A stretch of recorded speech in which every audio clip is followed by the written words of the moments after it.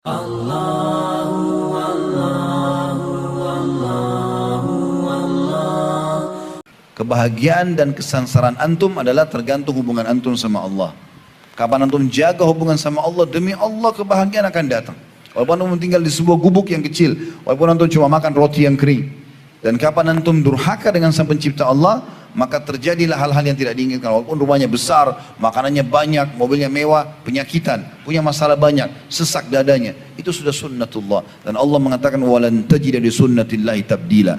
Dan kalian tidak akan pernah mendapatkan perubahan dalam sistem yang sudah Allah ciptakan itu. Orang-orang beriman, patuh kepada Allah. Kalau kita ikuti langkah mereka, sama dengan mereka. Para nabi-nabi, semua nabi sudah disebutkan bagaimana orang beriman bersama mereka selamat, dan bagaimana orang-orang kafir di antara mereka dihukum oleh Allah. Pada saat jenazah orang-orang kafir Mekah di perang Badar dikumpulkan, lalu Nabi suruh masukkan ke dalam sebuah sumur, ditumpuk semua jenazah mereka. Lalu apa kata Nabi SAW dalam hadits Bukhari? Wahai fulan bin fulan, dipanggil, wahai Abu Jahal, wahai Umayyah bin Khalaf, wahai fulan, fulan, disebutkan nama-namanya.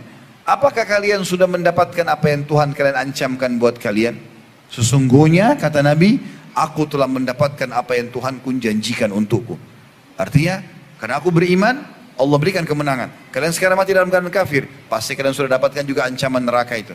Apa kata Umar bin Khattab di sebelah Nabi SAW radhiyallahu anhu? Ya Rasulullah, apakah mereka mendengar Anda sementara mereka sudah mati? Kata Nabi SAW, sesungguhnya hai Umar, mereka lebih jelas mendengarkan suaraku daripada engkau mendengarkan suaraku. Artinya Allah buat mujizat buat Nabi SAW. Bukan semua orang bisa berbicara dengan orang mati, tapi mujizat. Maka Nabi SAW mengatakan Allah buat mereka mendengar itu, dan mereka sudah mendapatkan ancaman-ancaman itu. Ada juga buku teman-teman sekalian ditulis oleh Ibnu Rajab rahimahullah. Judulnya itu kalau tidak salah 559 kisah nyata alam barzah. Beli buku itu teman-teman. Sekian banyak kisah tentang kuburan orang-orang saleh, tidak sengaja digali, ditemukan masih utuh jenazahnya. Sekian banyak kuburan orang-orang fasik, ahli maksiat, digali penuh dengan siksaan. Waktu di zaman Muawiyah radhiyallahu anhu, salah satu sahabat Nabi yang mulia, tepatnya kurang lebih 50 tahun setelah perang Uhud. Kalau saya tidak salah terjadi ini di tahun 53, kalau saya tidak salah. Sempat ada mata air yang saluran airnya itu kalau mau ditarik untuk penduduk Madinah, melewati kuburannya syuhada Uhud. Hamzah, Mus'ab, Abdullah bin Haram, dan sahabat-sahabat Nabi yang lain di perang Uhud, 70 orang itu. Maka Muawiyah mengatakan, coba gali kuburan sebagian syuhada ini, supaya saluran airnya bisa lewat, dipindahkan di tempat yang sekarang. Karena perintah khalifah, juga beberapa sahabat hidup zaman itu tidak melarang.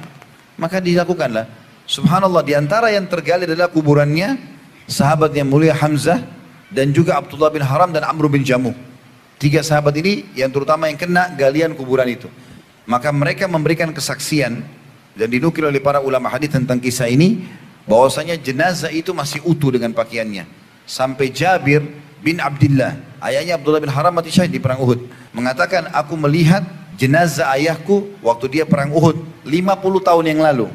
Itu menggunakan baju warna putih bergaris-garis hitam, dan dia kena sobekan pedang itu di bagian pelipisnya, mati syahid radhiyallahu anhu.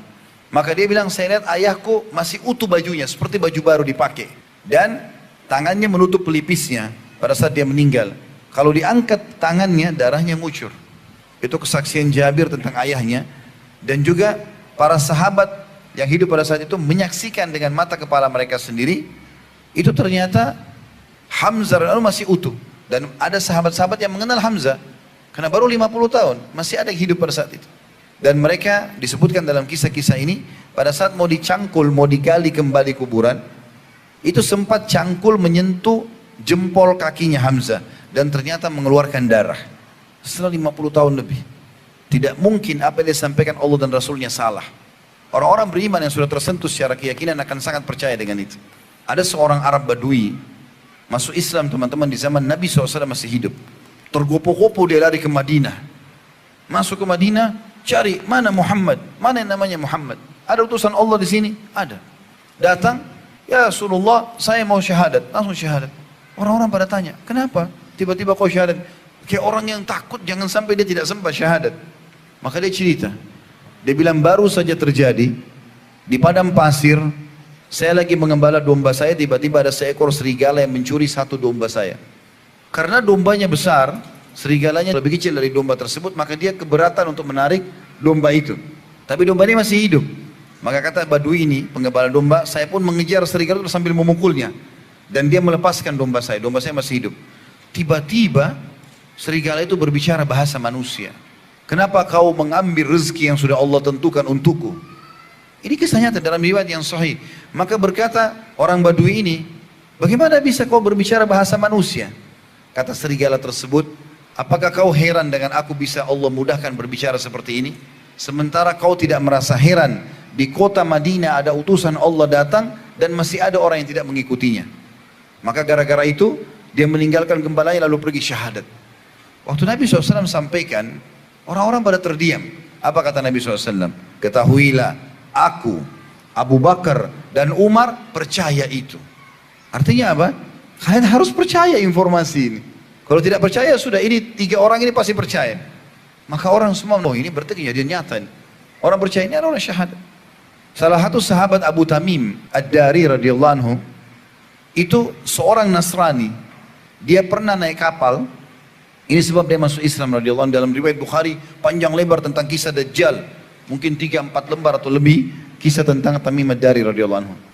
Dihantam ombak kapalnya, tertampar sebuah pulau, dia lihat ada hewan badannya semua bulu, kemudian bisa bicara bahasa manusia, kemudian dia ketemu sama Dajjal di tengah-tengah pulau itu. Ringkas cerita, ketemu sama Dajjal, lalu Dajjal salah satu statementnya mengatakan, apakah kalian sudah beriman kepada Nabi yang keluar jazirah Arab itu? Mereka mengatakan belum. Kata Dajjal, pulanglah, berimanlah kepadanya, karena aku akan keluar nanti di akhir zaman menyebarkan fitnah. Maka tiba-tiba mereka pulang langsung ke Madinah. Waktu saat itu Nabi SAW baru ceritakan kepada para sahabat tentang Dajjal. Akan keluar akhir zaman nanti ada Dajjal buat fitnah dan segala macam. Sebelum salam kita baca Allahumma inni a'udzubika min fitnatil masih Dajjal. Nabi SAW jelaskan semua.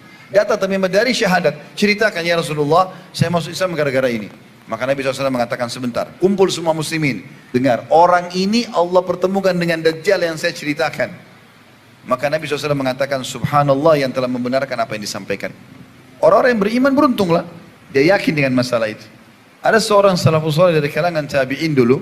Tapi saya tidak terlintas sekarang namanya tentunya. Diceritakan oleh Ibnu Rajab juga dalam buku itu. Seingat saya. Dia bilang orang ini tiba-tiba menangis terisak-isak pada saat jenazah adiknya dimasukkan ke kuburan. Padahal dia seorang alim. Dia tahu. Kita kan tidak boleh niyaha. Memukul-mukul badan, menarik rambut, teriak-teriak, doain yang tidak benar. Menyesal-menyesal kenapa si fulan mati. Tidak boleh. Teteskan air mata iya, tapi teriak-teriak ini nggak boleh dalam Islam. Nabi SAW mengatakan sesungguhnya mayit tersiksa dengan niyaha itu. Maka orang ini pulang, dia nggak bisa kontrol dirinya, terisak-isak nangis. Murid-muridnya pada katakan, wahai imam, wahai guru kami, bukankah anda menyampaikan kalau Nabi SAW melarang untuk seperti ini? Bagaimana bisa anda lakukan? Apa yang anda khawatirkan?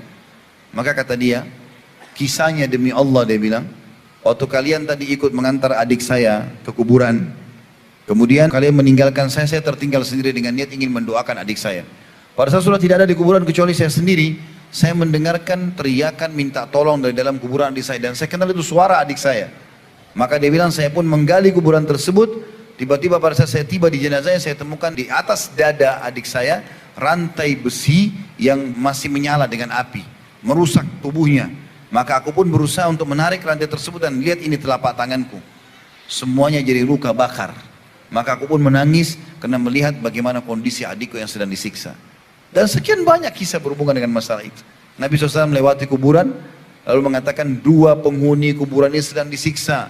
Kita nggak bisa lihat, tapi wahyu menyampaikan. Dan mereka berdua disiksa bukan karena hal yang dianggap besar, tapi itu besar sebenarnya di sisi Allah. Yang satu suka adu domba, membuat orang berantem satu sama yang lain, yang satu tidak cebok pada saat kencing.